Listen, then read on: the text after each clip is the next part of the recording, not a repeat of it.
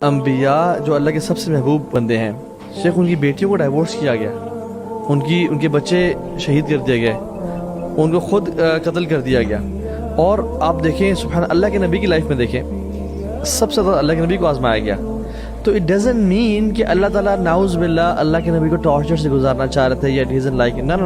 Profit ایسے بھی ہیں قرآن میں اللہ تعالیٰ نے ان کے پیدا ہونے سے پہلے کے واقعات کا ذکر کیا، اور وہ کرتے کیا ہیں basically. So all his life he is going through tests. ان سے غلطی ہو گئی، وہ قتل کر کے بھاگتے ہیں ایز اے فیوجیٹیو. وہ جگہ 10 سال کام کر رہے ہیں، ٹھیک ہو گیا، وہ ایز اے فیوجیٹیو وہاں رہ رہے ہیں. ابھی تک کچھ سمجھ نہیں آ رہی کیا چل رہا ہے. وہ فتنا کا فتونہ، ہمیں تمہیں بڑا شدید قسم کا آزمایا. اور ساری زندگی اتنے سال گزر گئے، ابھی تک کچھ سمجھ نہیں آ رہی. وٹ واصطنعتک لنفسی، اے موسیٰ تجھے میں اپنے لیے تیار کر رہا تھا. یہ سارا جو تجھے گرائنڈ سے گزرا ہے نا، ابھی تک your questions were not answered.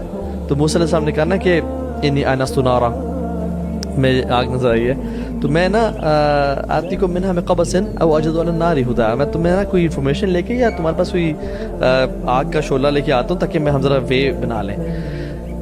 یہاں تک his questions why me are not answered. میری ماں نے کیوں پھینکا مجھے، میرے والدین سے مجھے کیوں علیحدہ کر دیا گیا، میں کیوں، حالانکہ Musa was a man of qualities. But اللہ تعالیٰ نے جواب ان کا وہاں دیا کہ تجھے میں واصطنعتک لنفسی، تجھے میں اپنے لیے تیار کرا تھا موسیٰ.